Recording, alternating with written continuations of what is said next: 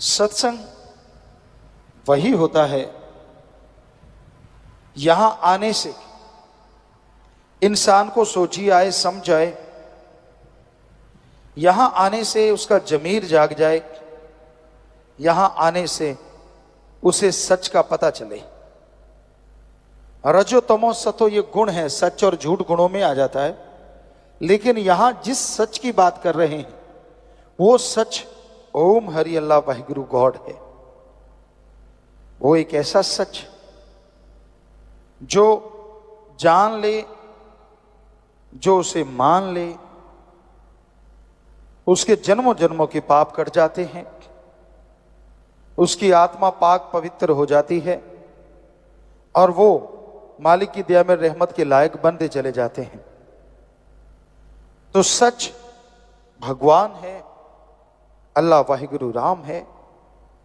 और उस सच से जुड़ना सिर्फ इंसान की फितरत में लिखा है। इंसान ही एक ऐसा शरीर है जिसमें प्रभु का आना पॉसिबल है, संभव है। जो प्रभु का नाम जपे, भगवान का नाम जपे, तो वो कण कण में, जर्रे जर्रे में नजर आते हैं। इंसान की पाप कर्म कट जाते हैं, जन्मों जन्मों की मैल धुल जाती है और वो इस काबिल बन जाता है कि उसके दिलो दिमाग में मालिक की दया में रहमत के नजारे मिलने शुरू हो जाते हैं। कितना भी इंसान ज्ञानवान बन जाए, कितना भी छोटा या बड़ा बन जाए, जब तक वो खुद पवित्र नहीं होता वो खोखला है।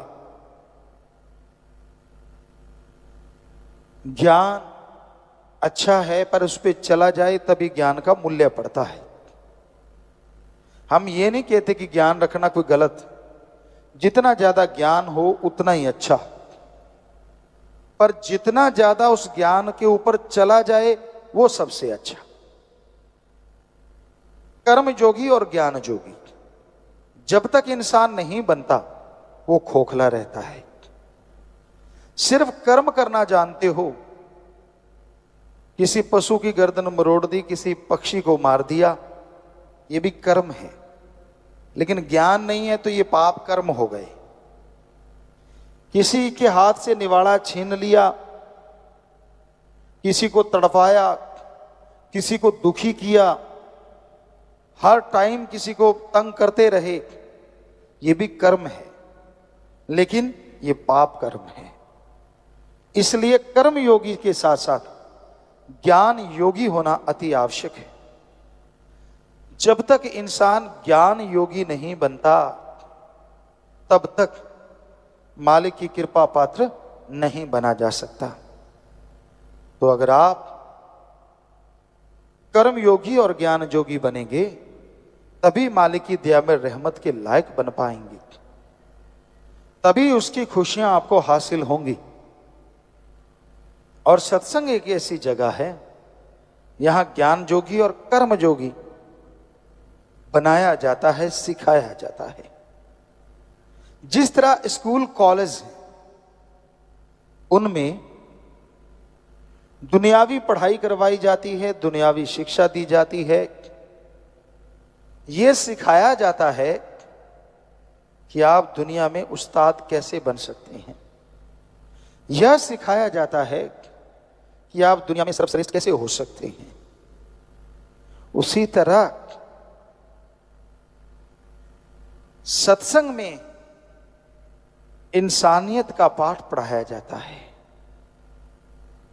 प्रभु से मिलने का सच्चा राह दिखाया जाता है। आप सोचते होंगे सभी रास्ते जो धर्मों में हैं वो प्रभु से ही मिलाते हैं, कोई शक नहीं, सच। पर क्या आप जानते हैं इस कलयुग में राम नाम बिजनेस बन गया है। हम नॉन मेडिकल के स्टूडेंट रहे, जितना पढ़े कम पढ़ पाए, लेकिन जितना पढ़े साइंस में बहुत रुचि थी। नॉन मेडिकल के स्टूडेंट थे, गुरुजी ने बुलाया, उनकी रजा, उनका रहमत, घर में भी धर्म थे, पवित्र गीता, श्री गुरु नानक देव जी की जन्म साखी, सुंदर गुटका और भी शायद रामायण, ये ग्रंथ घर में थे, पढ़ा करते थे। गुरु जी ने बोला कि सभी धर्मों को पढ़ो, और हमने उसी वैज्ञानिक दृष्टिकोण से सभी धर्मों को पढ़ा। सभी धर्मों में ये तो लिखा है ओम हरि अल्लाह वाहिगुरु गॉड देता है, पर यह नहीं लिखा कि वो लेता है। सच यही है, ओम हरि अल्लाह वाहिगुरु गॉड खुदा रब दाता था, दाता है और दाता ही रहेगा, वो मंगता नहीं हो सकता। और यह भी सच है, वो देता था, देता है और देता ही रहेगा, मांगने का कायदा आना चाहिए। ऐसे नहीं होता कि आपने इच्छा करी और वो पूरी हो गई, नहीं।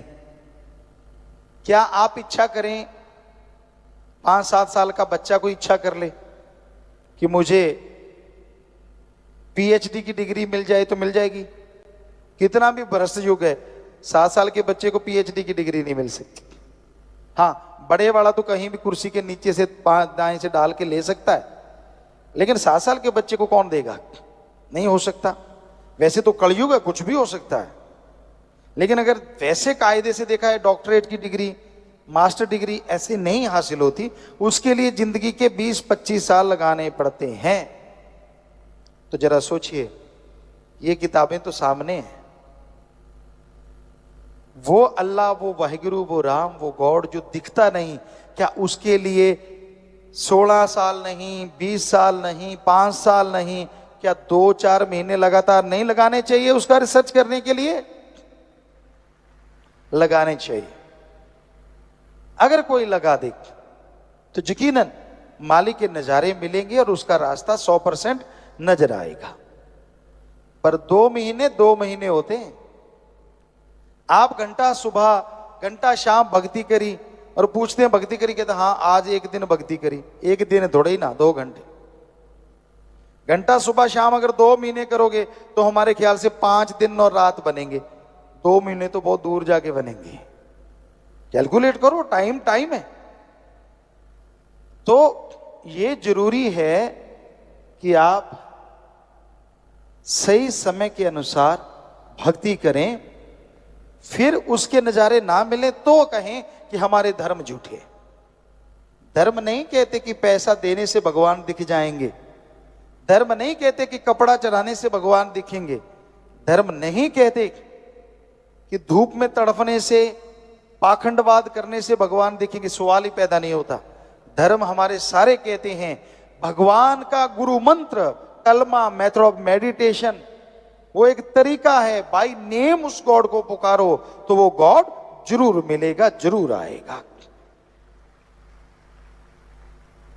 एक छोटा सा बच्चा, हम सब आए हैं इस उम्र से गुजर के, जब उसे भूख लगती है, हमारी संस्कृति की बात करते हैं, अभी भी मरी नहीं है, जैसे उसे भूख लगती है वो रोता है तो मां कैसे दौड़ी चली आती है। क्यों? बच्चा रोया है, या तो भूख लगी है, या उसका कुछ दुख रहा है, तकलीफ है, बाथरूम ना कर दिया हो, गिल्ला ना हो गया हो, मां आती है ना दौड़ के। अब जरा सोचिए, थोड़ा सा रोने से एक मां दौड़ के चली आती है, तो जिस भगवान ने मां को बनाया है, अगर कोई भगवान के लिए रोएगा तो क्या भगवान दौड़ा चला नहीं आएगा? सोचिए। पर उसके लिए तो कोई रोता ही नहीं। उसके दर पे तब सिर झुकाता है जब 10 लाख का करोड़ मांगता है। उसको तब याद किया जाता है जब बच्चा बीमार हो जाए और डॉक्टर कह दें ये लाइलाज है। उसको तो तब याद करते हैं जब किसी मुसीबत में घिर जाओ। उसको तब याद किया जाता है जब मौत सामने नजर आए। काश सुख के दिनों में उसे याद करो तो दुख कभी आए ना। दुख में सुमरन सब करें, अरे सुख में करे ना कोई, और जो सुख में सुमरन करें तो दुख काहे को होए। और ये 100% सच है। आपका जाता क्या है? आधुनिक युग में आप प्रवेश कर चुके हैं, बड़े आधुनिक हैं आप, मानी बात। क्या आपने खाने की जगह कुछ सोना खाने लगे हो, रोटी छोड़ दी हो? क्या पता नए युग में आप डायमंड खा के गुजारा कर रहे हो, ऐसा है कोई? नहीं। वही गेहूं की रोटी, वही सब्जियां, वही पनीर, वही दूध, सब कुछ वैसे का वैसा।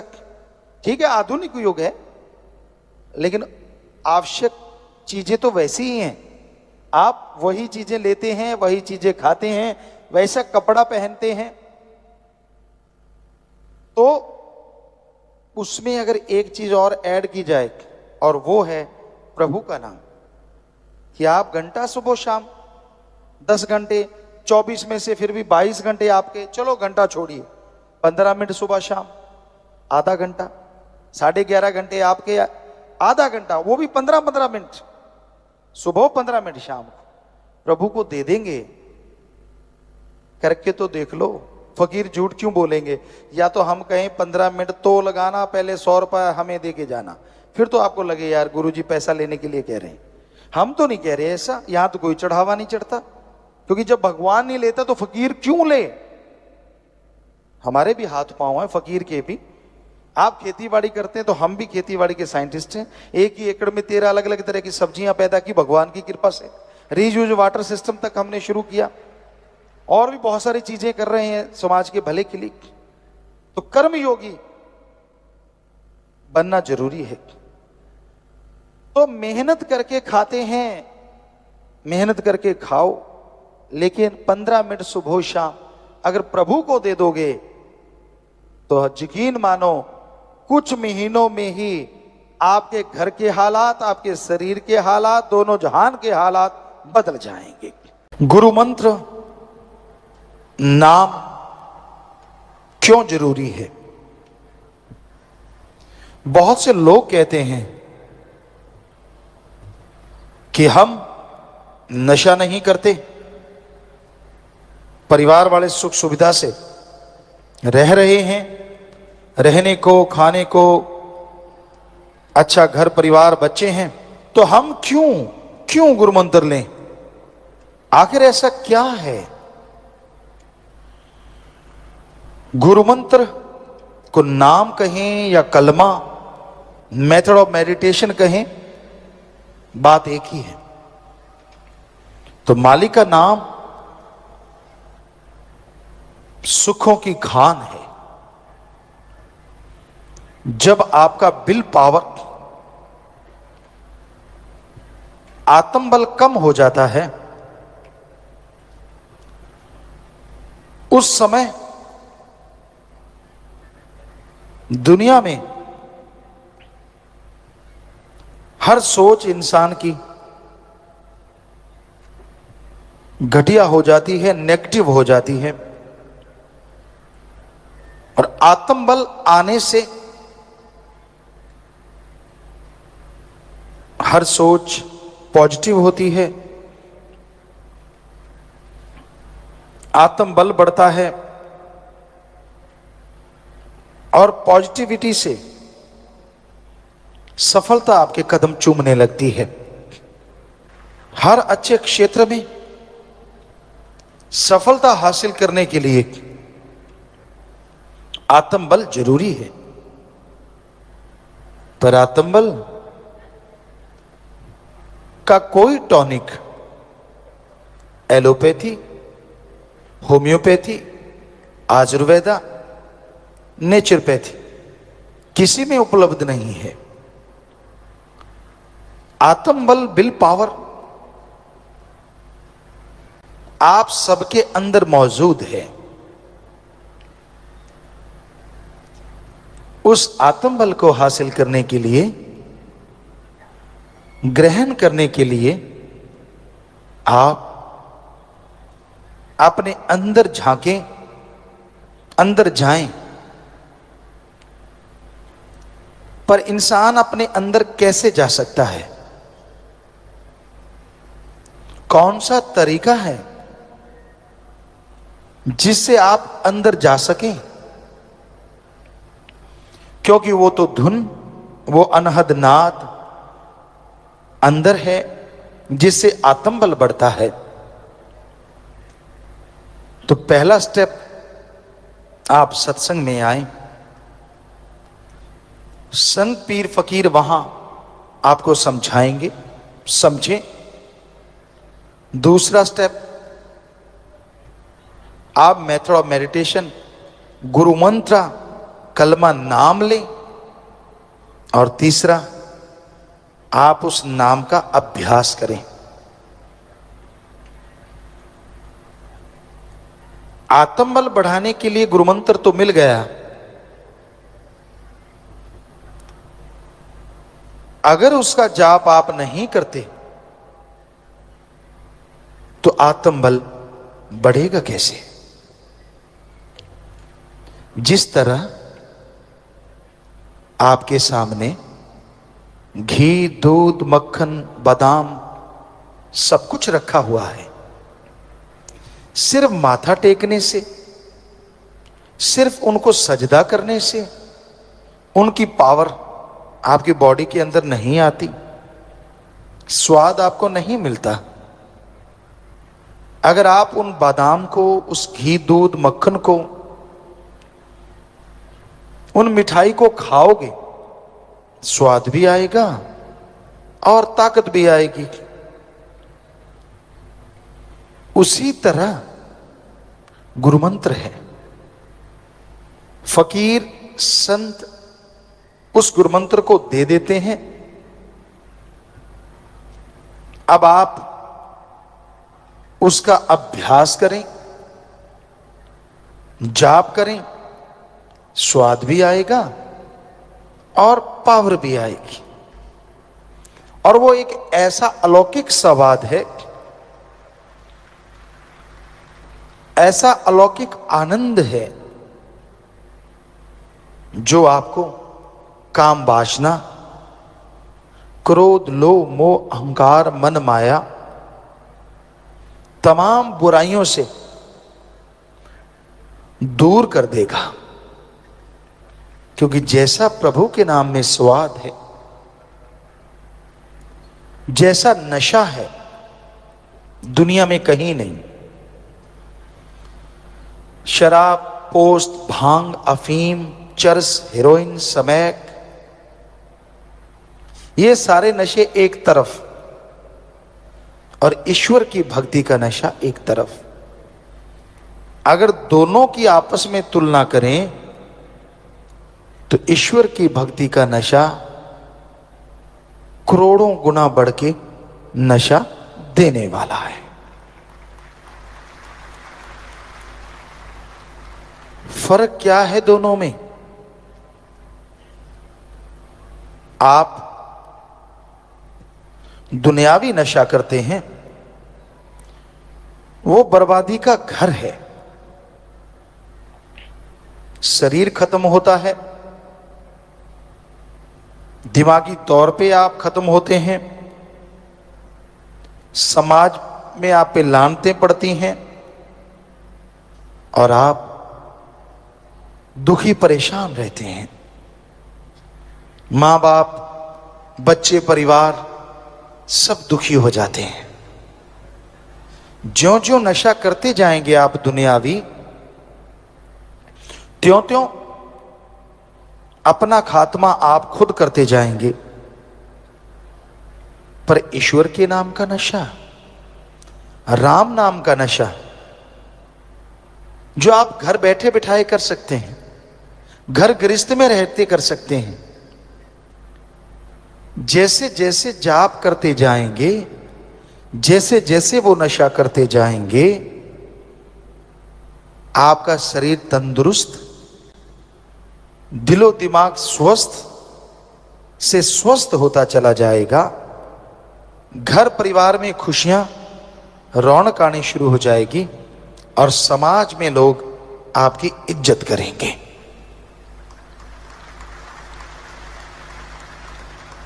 और ईश्वर का नशा लेने के लिए कुछ भी खर्च करने की जरूरत नहीं। ना पैसा चढ़ाओ, ना कपड़ा लत्ता बदलो, ना जमीन जायदाद, ना नोट बोट का चक्कर। आप जुबान से ईश्वर की भक्ति करें और हाथों पैरों से कर्म जोगी बने। अच्छे कर्म करो, चाहे वो शारीरिक मेहनत हो चाहे दिमागी मेहनत। अगर अच्छे कर्म करते जाओगे, साथ में प्रभु का नाम लेते रहोगे, तो जिंदगी की मुश्किलें आसान होती जाएंगी। आपके रास्ते में जो भी कांटे आते हैं वो फूल बन जाएंगे। आपके दिलो दिमाग में जो भी नेगेटिविटी है, भक्ति से, इबादत से वो पॉजिटिव रेज आने शुरू हो जाएंगी। कई बार आदमी अपनी आदतों से मजबूर होता है। कई किस्म के लोग हैं इस दुनिया में, पर ज्यादातर लोग जो दिखते हैं वो होते नहीं। ये हमने 5-7 करोड़ लोगों को देखा, उनसे मिले, ज्यादातर का ये हाल होता है। जो बोलते हैं वो होते नहीं, और जो होते हैं वो बोलते नहीं। सारे एक जैसे नहीं होते। अच्छे लोग भी हैं, भले लोग भी हैं, जो नेकी भलाई करते हैं और नेकी भलाई को दुनिया तक लेके जाते हैं। पर कुछ ऐसे गिरी सोच के लोग होते हैं जो अच्छाई में त्रेड़ ढूंढते हैं। उनका काम होता है नंबर बनाना, कि मेरे नंबर बनने चाहिए, किसी की भावना को ठेस लगे तो लगेगी। हम आपको कहा करते हैं, एक दीवार पे प्लास्टर किया हुआ है सीमेंट का, वहां चींटी दौड़ रही है। वो चींटी ये देखने नहीं आई कि दीवार कितनी खूबसूरत है, चींटी ये देखने आई है कहीं त्रेड़ मिल जाए तो घुस जाऊं। सो इस तरह के भी लोग होते हैं। लेकिन राम नाम में तो कोई त्रेड़ होती ही नहीं। ना तो कोई वहां पैसा लिया जाता है, ना धर्म जात मजहब छुड़ाया जाता है, ना किसी से कोई जोर जबरदस्ती होती है। आप जिस मर्जी धर्म में रहें, जो मर्जी पहनावा पहने, आप धर्म मजहब में रहते हुए ईश्वर की भक्ति कर सकते हैं। आप धर्म मजहब में रहते हुए जो मर्जी पहनावा पहने, जिस मर्जी धर्म को माने, भगवान को इन चीजों से कोई लेना देना नहीं। भगवान को लेना देना है कि आप अपनी आत्मा के लिए कितनी भक्ति करते हैं, उस मालिक को याद करते हैं, और कितनी परहित परमार्थ सेवा करते हैं। अगर आप भक्ति करते हैं, परहित परमार्थ सेवा करते हैं, तो यकीनन वो मालिक आपको खुशियों से लबरेज करेंगे ही करेंगे। अगर आप दिखावा करते हैं, सिर्फ ये सोचते हैं कि मेरे हाथ जोड़ने से या सिर झुकाने से वो मिल जाएगा, तो ये आप अपने आप को धोखा दे रहे हैं। प्रभु किसी दिखावे में नहीं आता। उसको अगर पाना है तो अंतःकरण को साफ कीजिए, अपने दिमाग से कचरा निकाल डालिए। क्योंकि जब तक आप भक्ति नहीं करते, आपके दिमाग का शीशा साफ नहीं होता। क्या आपने ये सुना है, बिना पढ़ने की डिग्रियां हासिल हो गई?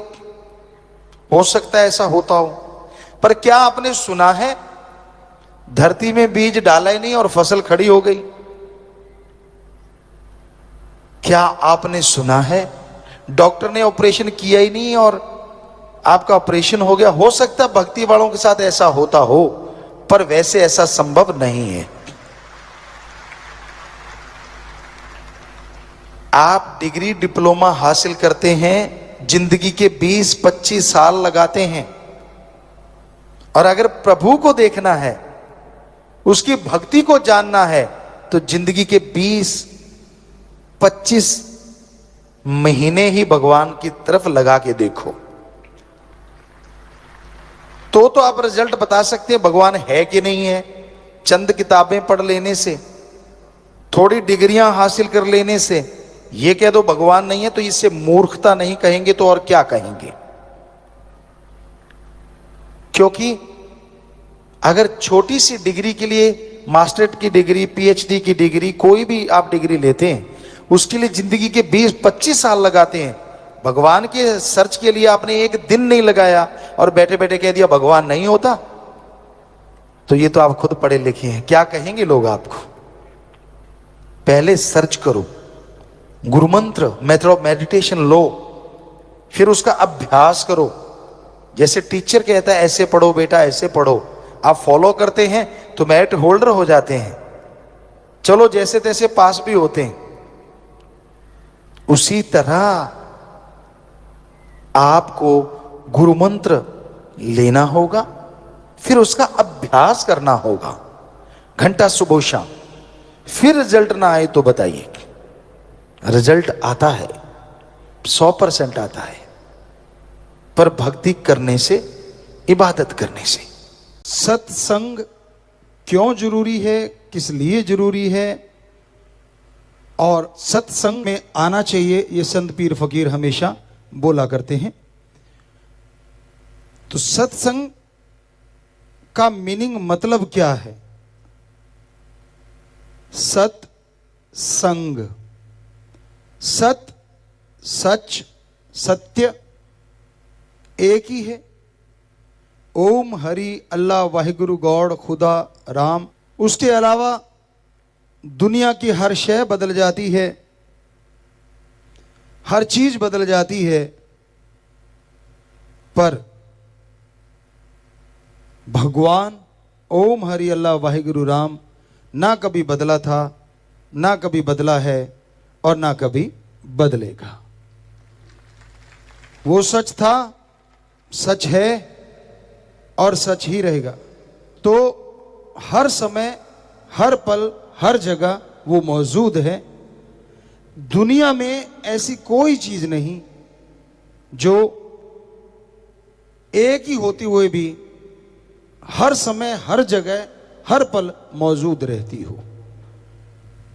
पर ओम हरि अल्लाह राम एक होते हुए भी हमारी इस दुनिया में ही नहीं, एक त्रिलोकी में नहीं, सैकड़ों त्रिलोकियां जो धर्मों में लिखी है, निज धाम सचखंड सतलोका नामी सतनामी, सब जगह वो रहता है, कोई जगह उसे खाली नहीं है।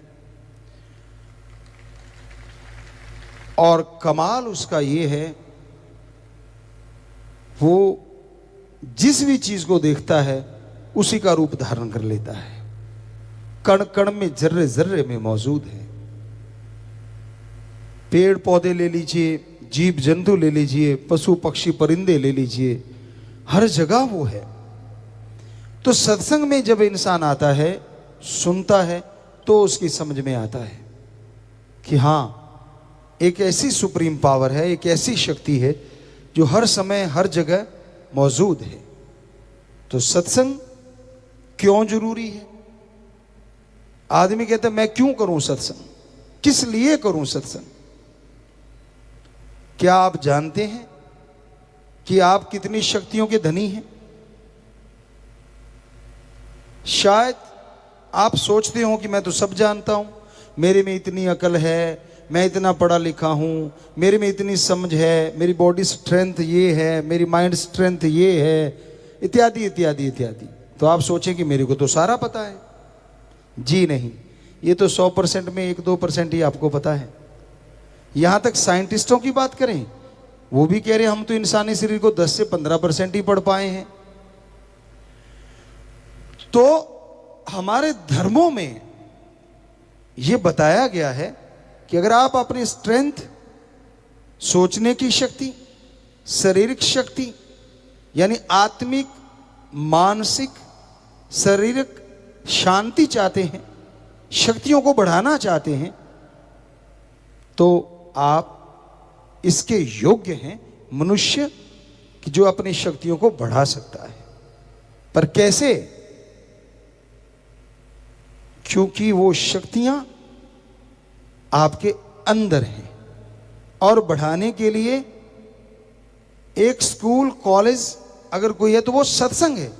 यहां बताया जाता है वो मेथड, वो युक्ति, वो तरीका जिसको अपना के आप अपनी इन शक्तियों को अपने अंदर से हासिल कर सकते हैं। अच्छा खाना बनाना हो तो अच्छा शेफ, रसोइया, महाराज भी कहते हैं राजस्थान साइड में, तो उससे आप टिप्स लेंगे तो और अच्छी रसोई बना लेंगे। आप जितनों के संपर्क में आएंगे उतना ही आप नई नई चीजें सीखते जाएंगे। हर क्षेत्र में ये अनुभव जरूरी है। बहुत सारी चीजें होती हैं जो आप पढ़ लिख के अपने दिमाग के ज्ञान से सीखते हैं, पर एक चीज उम्र होती है जो आपको बहुत कुछ सिखाती है, तजुर्बा होता है जो आपको बहुत कुछ सिखाता है।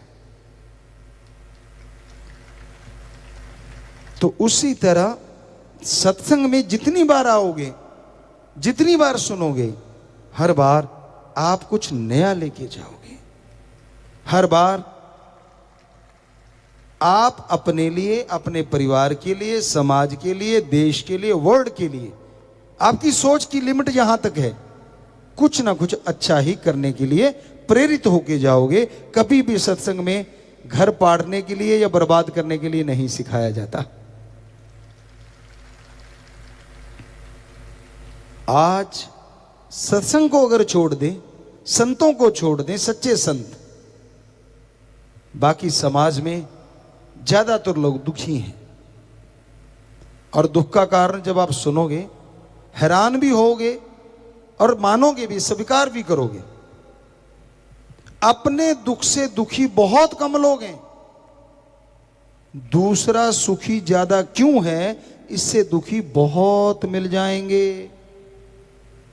यार मेरे पास स्कूटर, ये कार ले गया, धुआं मुंह पे मार गया, मरता क्यों नहीं है? ये नहीं कहता कि मुझे भी कार मिल जाए। वो बर्बाद क्यों नहीं होता? भाई क्या मिलेगा तुझे ऐसा करने से? अपने लिए अच्छा मांग। तो हमने इसमें भजनों की भी रचना करी है। नए जो भजन आपको बोलते हैं कि बहुत सारे 800 के करीब हमने भजन बनाए। गुरुजी की कृपा से बेपरवाह जी ने रहमो करम किया, उन्होंने बनवाए, उन्होंने बनाए। तो उनमें ऐसा भी भजन है कि आज आदमी दुखी ज्यादा इसलिए क्योंकि दूसरा सुखी क्यों है। लेकिन सत्संग में ऐसा नहीं। गांव की बात करें तो एक सांझी सी जगह होती है, अलग अलग एरिया में उसका अलग अलग नाम है। पंजाबी जी सत्थ कह देते हैं, कोई पंचायत घर कह देते हैं, कोई कुछ कहते हैं, अलग अलग नाम है। वहां बुजुर्ग बैठे रहते हैं, ताश के पत्ते खेलते हैं, खुंड चर्चा भी बोलते हैं उसको। तो वहां अगर कोई गिरता पड़ता नौजवान आता है नशे में धुत शाम के टाइम, तो एक आधा सवाल उठता है, यार देखना उधर, हमारी कानों सुनी बात आंखों देखी। दूसरा क्या कहता है? कहता है यार देखने वाली क्या बात है, ये इसकी उम्र है खाने पीने की, अब नहीं करेगा तो कब करेगा। पर असली भावना क्या होती है? अंदर से गाली दे के बोलते हैं कि अच्छा ये बर्बाद होगा। अंदर भावना ये होती है। और अगर कोई राम नाम की चर्चा सुनने जाता है, आप लोगों ने भी फील किया होगा या फेस किया होगा, हाथ में बैग है, वो बैठे लोग क्या कहते हैं? तीसरे दिन उठा के चल पड़ता है बैग सा, क्या ले लेगा, घर में बच्चे भूखे मरेंगे। होता है कि नहीं होता? तो अब ये बताइए, आप लोग जब सत्संग में आते हैं, राम नाम के भक्त राम नाम गाने के लिए, सुनने के लिए आते हैं, क्या आप बाद में जाके उन लोगों से कुछ मांगते हैं? नहीं ना।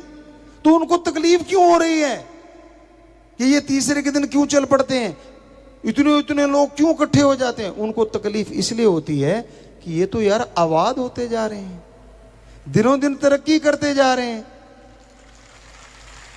इनके घरों में तो बरकतों के ढेर लग रहे हैं। तो आपको वहीं पे आ गई बात, दूसरों को सुखी देख के ज्यादा लोग दुखी रहते हैं। और फिर कोशिश करते हैं कोई चिंगारी लगाने की, भाई को भाई से लड़ा दें, बेटे को बाप से लड़ा दें। बड़े मास्टर बैठे हैं जी, उस्ताद बैठे हैं, पता ही नहीं चलने देते, ऐसी ऐसी बातें सुनाते हैं। तो इस पे एक आपको बात सुनाया करते थे, वो बात ख्याल में आ गई।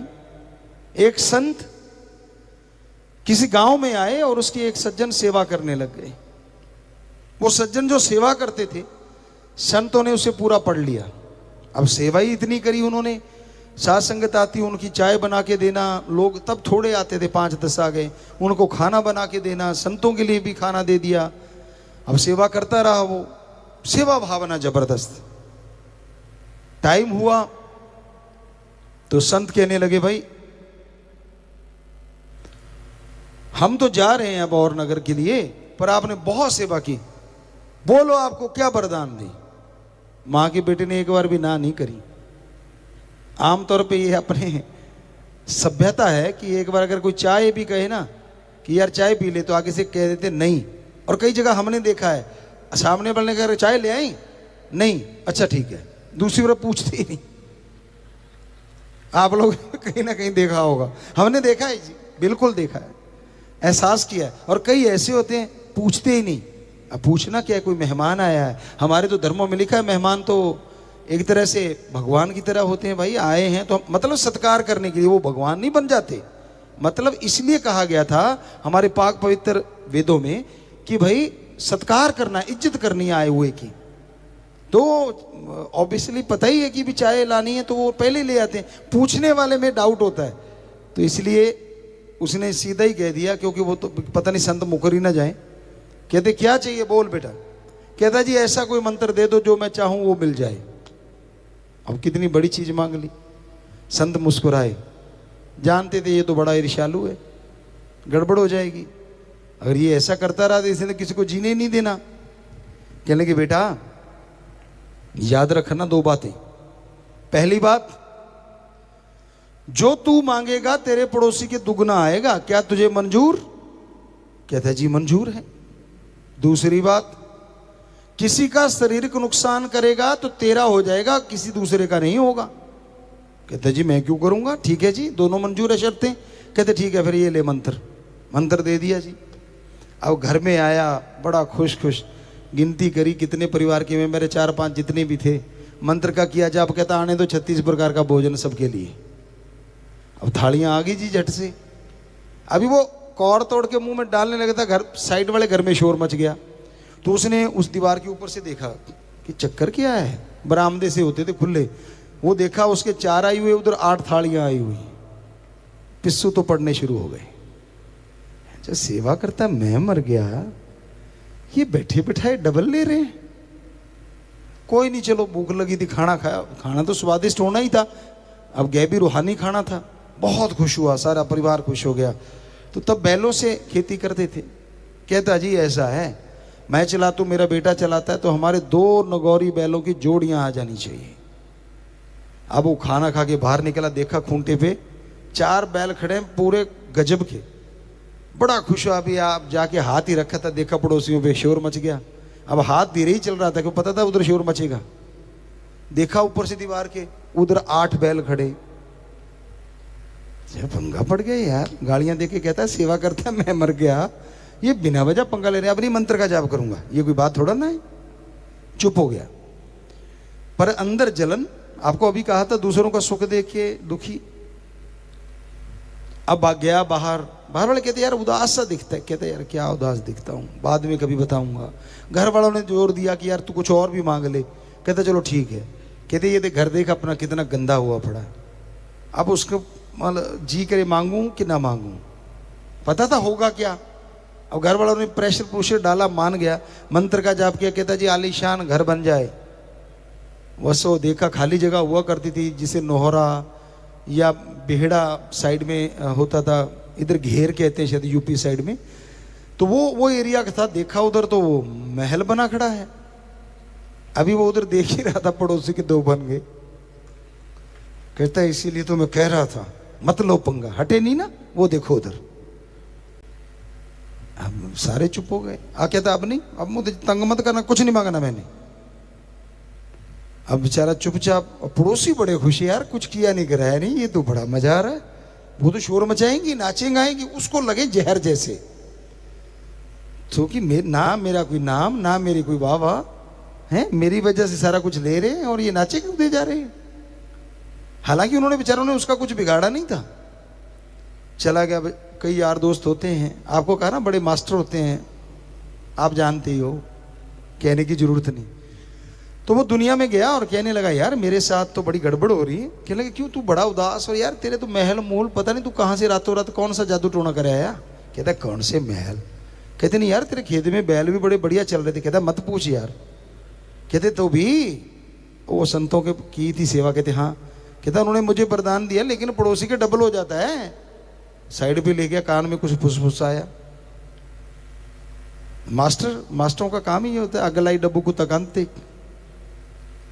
उसका क्या जब बिगड़ना था। अब वो गया और जाके मंत्र का जाप किया। कहता हे भगवान, मेरे गेट के आगे एक कुआं लग जाए। अब उसके कुआं लग गया, पड़ोसी के 2 लग गए। कहता बन रही है बात। कहता यार सिखाया तो उसने बढ़िया है। संतों के वचन भूल गया। क्या, किसी का नुकसान, शरीर का नुकसान मत करना। अब मंत्र पढ़ा और कहने लगा हे भगवान, हमारी एक आंख फूट जाए। वो सारा परिवार की एक आंख फूट गई। अब उसने एक आंख से देखा, हो क्या रहा है, होना क्या था। वचन थे संतों के कि अगर तू किसी का शरीर का नुकसान करेगा, तेरा हो जाएगा, पड़ोसी का नहीं होगा। तो जरा सोच के देखिए, अगर आज ये वरदान पूरी दुनिया में हो रहा हो तो क्या होगा। आंख तो नहीं बचेगी किसी की। एक बुरा ना बना लेना भाई, सारे एक जैसे नहीं होते। बहुत अच्छे लोग भी हैं, बहुत नेक लोग भी हैं, पर ये बात से आप एग्री जरूर होंगे कि दूसरों के सुख को देख के जलने वालों की गिनती ज्यादा है। हकीकत में है ये बात। तो सत्संग में आओगे तो समझ आएगी। अरे मांगना है तो अच्छा मांग लीजिए। किसी की कार देखते हो, ये मांग लो मेरे लिए आ जाए, और मेहनत करो। ये क्यों कहते हैं कि वो उल्ट जाए उसकी कार, पलट जाए उसकी कार। अच्छा मांगो, नेक चीज मांगो। पता तब चलता है जब आप सत्संग में आते हैं।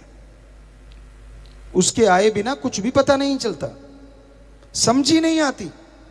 अब बुराई का कोई स्कूल कॉलेज नहीं होता। समाज में, वर्ल्ड में है, पूरी दुनिया में, इंसानों में है। कहां है स्कूल बताइए। निंदा करने की हुई कोई ट्रेनिंग कहीं पे। हमारे उठने की देर है देखना।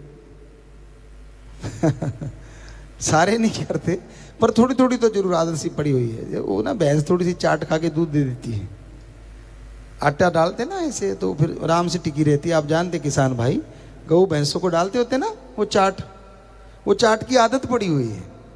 कितना ही समझा लें हम, देखना वो कैसी बैठी थी, देखना वो कैसा था। तो आप सारे जानते हो, मेरे आगे सिर कर दिया, उन्होंने जानबूझ के किया, ऐसे थोड़ा ना। अब चाहे उसकी हाइट ज्यादा हो, वो बेचारी का हो गया भाई, तो आगे निंदा चुगली नहीं बाजा है। आप कितने ही समझा लें, चाट थोड़ी थोड़ी चलती रहती है। फिर चापलूसी चलती है। अब आपके पास, आप बड़े अमीर हैं, राज पहुंच है, बड़ा ओहदा है, तो जी फिर मत पूछो। पंजाबी जी कहते कौली चट, बुरा ना मनाए भराओ। कोई निकल जाती है बात, मुंह में आया रहती नहीं, पहचान ही नहीं आती। आप कुछ भी बोलो, कई तो ऐसे होते हैं आपके बोल को गिरने नहीं देते। हाँ जी बिल्कुल ठीक है, आप जो बोल रहे बिल्कुल सही है। हम भी फेस करते हैं ये चीजें। हम कौन सा झूठ बोल रहे हैं। हम कुछ कहते हैं हाँ जी बिल्कुल। हमने अरे टिक भाई, अभी तो आधी बात हुई है, हमें पूरी तो कर लेने दे। तो ये चलता है। ये दूसरा ये हो गया। तो क्या चापलूसी की कहीं ट्रेनिंग है? कहीं निंदा चुगली के स्कूल हो, चापलूसी करने के कहीं स्कूल हो, बेईमानी करने के कहीं स्कूल हो, कैसे किसी की जेब काटनी है इसके कोई स्कूल हो? शायद थोड़ी ट्रेनिंग देते होंगे जेब काटने की तो शायद। तो कितनी और बुराइयां हैं। काम वासना है, क्रोध है, लोभ है, मोह है, अहंकार है, मन है, माया है, बहुत सारी चीजें हैं। क्या इनकी ट्रेनिंग है कहीं पे? नहीं है। ऑटोमेटिकली इंसान के अंदर रजो तमो सतो गुण हैं, उनको अवगुण के में बनाते हुए पता नहीं चलता कब। वैसे तो ये गुण है, पर अति हो जाए तो ये अवगुण हो जाते हैं। तो कहने का मतलब आज समाज में बुराइयां ज्यादा फैल रही हैं। आपके दिल की बात कह दो तो कहने वाला सही है, दिल की बात नहीं कही तो कहने वाला जहर जैसा लगता है, कड़वा लगता है। पर संत क्या करें, उनका तो काम ही सच बोलना होता है। चाहे कोई कुछ भी कहे, कुछ भी तसीहे दे दे, सच बोलने से संत ना बाज आए थे, ना आए हैं और ना कभी आएंगे। संत ही झूठ बोलेगा तो यकीन किस पे करेगा आम आदमी। हमारे पास कई सज्जन आते थे और कहने लगे गुरुजी आपके पास आते हैं ना तो एक दिक्कत आ जाती। हमने कहा क्या?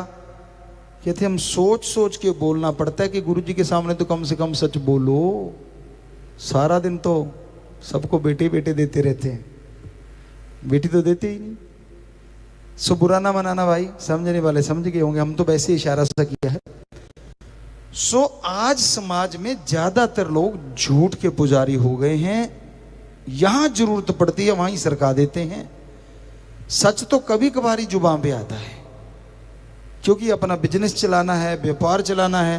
कहते गुरुजी आपको बड़ा पता है, उसके लिए 100 झूठ बोलने पड़ते हैं। लागत मूल्य पे दे रहा हूं तो फिर दुकान कैसे खोल ली इतनी बड़ी? अगर लागत मूल्य पे दे रहा है तो ना जी मैं तो कुछ भी नहीं लेता जी, हम कौन सा दे रहे हैं गिफ्ट, अच्छा आने दे मेज के नीचे से हाथ। तो मतलब बुरा, अब कड़वी बात तो कड़वी होती है भाई, क्या किया जाए। ज्यादातर ये चलता है समाज में और चल रहा है पूरे वर्ल्ड में। तो इसकी ट्रेनिंग कहां से ले ली? बीच में उस्ताद बैठे होते वहां से तो ले ली होगी, लेकिन क्या इसके स्कूल कॉलेज यूनिवर्सिटी है कोई इन चीजों की? नहीं है ना। पर जब राम नाम लेना होता है तब इस सत्संग रूपी स्कूल कॉलेज में आए बिना समझ ही नहीं आती सच क्या है और झूठ क्या है। इसलिए बेपरवाह जी ने यही भजनों में समझाया है कि सत्संग में आओ, सत्संग सुनो, विचार करो और अमल करो। आप सुन ली आपने बातें, खुश हो लिए, कड़वी भी लगी होंगी भाई, करारी सी भी लगी होंगी और कईयों को बकबकी लगी होंगी, लेकिन कईयों को सही लगी होंगी। कई ओपन माइंड होते हैं, कई नैरो माइंडेड होते हैं। ओपन माइंड वाले को लगता है हाँ यार इसमें कुछ गलत तो कहा नहीं और हमें इसमें कोई लाभ भी नहीं है। यकीन मानिए हमने कोई दुकान नहीं खोली हुई भाई, ये सुनाने के बाद पल्ली बिछाएंगे या आपसे कोई पैसा लेंगे या कोई चंदा काटेंगे, ऐसा कुछ नहीं है। हम तो आपके सेवादार, चौकीदार, नौकर हैं और राम जी से अपनी तनख्वाह ले रहे हैं, और वो भी उनके इश्क की, उनके प्यार की, उनके मोहब्बत की। बस आप उनकी औलाद हैं इसलिए हमारी औलाद हैं। आप बिगड़ते हैं तो हमें दर्द होता है, आपकी तकलीफ आती है तो हमें दुख लगता है, इसलिए हम उस मालिक से दुआ करते रहते हैं हमेशा कि मालिक सबका भला कर, सबका अच्छा कर, किसी का बुरा ना करना, कोई भी क्यों ना हो, चाहे हमें गालियां ही देता रहे, कुछ भी बोलता रहे, हमारी जुबान से कभी भी ये वचन नहीं निकलेगा या तेरा बेड़ा गर्क हो या तेरा ऐसा कुछ हो ही नहीं सकता। हम तो यही कहेंगे कि मालिक तेरा भला करे। बेपुरा जी ने भजन में भी लिखा है कि राम का नाम जप ले। कल परसों हमने शायद एक भजन बोला भी था, अल्लाह है तेरा भला करे, राम तेरा भला करे, प्रभु तेरा भला करे, गॉड तेरा भला करे, वाहिगुरु तेरा भला करे। भाषा अलग है, बात एक ही है कि एक ही है भला करने वाला। ओम, एक ओंकार, ला इलाहा इल्लल्लाह, अल्लाह ताला एक है जो द सुप्रीम पावर गॉड।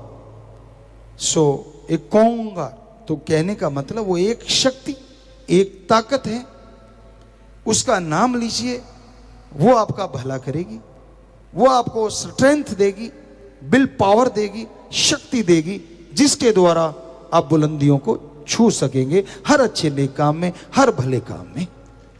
पर वो आपकी सोच फैमिली तक सीमित है तो उनमें आपको तरक्की, थोड़ा सा बढ़ गए समाज तक आ गए, वहां की तरक्की के लिए कुछ ना कुछ आइडियाज आते रहेंगे, और बड़े हो गए तो देश की तरक्की के लिए वो भी आइडियाज आएंगे, और भला सोचने लगे तो कहते हैं ना एक ही कुटुंब है पूरा वर्ल्ड, हमारा धर्म कहता है, तो फिर पूरे वर्ल्ड के भले के लिए भी सोच आएगी। और ये सोच जब आ गई तो समझ लीजिए इंसानियत की चरम सीमा पे आप पहुंचे हुए हैं।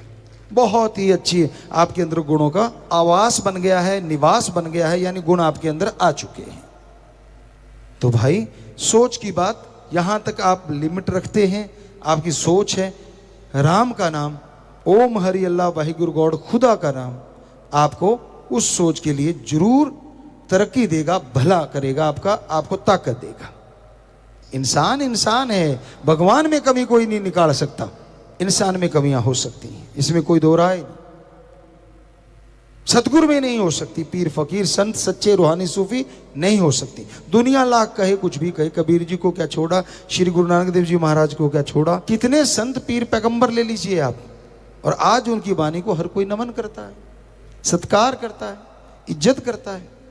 सो कहने का मतलब, बाकी आपसे अगर गलती हो जाती है, पर आपके अंदर हिम्मत दी है भगवान ने, खुद मुख्तियारी दी है, यानी खुद को अपग्रेड करने की या लो ग्रेड करने की मालिक ने शक्ति बख्श रखी है। आप चाहो तो अच्छे कर्म करके भगवान को भी देख सकते हो इस मृत्यु लोक में, और अगर चाहो तो राक्षस भी आपसे शर्मा जाए, वो आपके ऊपर निर्भर है। तो इसलिए संतों का काम सत्संग में बताना होता है, समझाना होता है, और ना किसी से बैर ना किसी से विरोध होता है, सबका भला मांगना, सबके लिए भले के लिए दुआएं करना उनका जिंदगी का मकसद होता है। सूफी संत रूहानी संत क्या होते हैं, समाज में रह के समाज का भला करना उनका कर्तव्य बन जाता है, क्योंकि भगवान की जो भी औलाद है उसको वो अपनी औलाद समझते हैं। संतों के कई प्रकार होते हैं, सुन समाधि में बैठे रहते कि जंगलों में जाके, वो भी संत हैं, ये नहीं कि उनमें कोई कमी है, अलग श्रेणी है, और कोई अलग तरह से, कोई अलग तरह से। लेकिन सूफी रूहानी संत का मतलब भी ये होता है कि वो जितनी भी प्रकृति है, प्रभु की बनाई सृष्टि है, वो प्रभु को अपना सब कुछ समझता है, और इसलिए प्रभु की बनाई सृष्टि को अपनी औलाद की तरह समझता है, चाहे वो औलाद माने ना माने। औलाद तो आजकल अपने माँ बाप को नहीं मानती, आपने देखा ही होगा। अब तो कहने की सुनने की जरूरत ही नहीं है। तो ये जरूरी थोड़ा ना कि सारे हम अगर मान रहे हैं कि वो हमारी औलाद है, हमने तो मान लिया, ये जरूरी नहीं है कि हम आपसे अपेक्षा करें कि आप भी हमें अपना इसी तरह से मानोगे। हो सकता है आप हमें देख देख के पता नहीं क्या सोच रहे होंगे, वही वाली बात जो वरदान मिला था। तो अलग अलग भावनाएं, और बहुत सारे सज्जन होंगे जो ओपन माइंडेड है कि हाँ पीर फकीर गुरुजी तो सच कह रहे हैं, संत सच कह रहे हैं। सो कह तो हम सच ही रहे हैं, लेकिन रिएक्शन अलग अलग हो जाता है, वो अलग बात है। उसका मीनिंग्स लोग अलग अलग निकाल लेते हैं, ये भी एक अलग बात है। नजरिया अलग अलग होता है, ये तो सारी दुनिया जानती। सके दो भाइयों के एक जैसे हाथों के निशान नहीं होते, आंखों के निशान नहीं होते, और ये छोड़िए एक जैसे नसीब नहीं होते, एक जैसे कर्म नहीं होते। एक ही मां के पेट में रहे और एक ही बाप के खून से बने हो, फिर भी अलग अलग।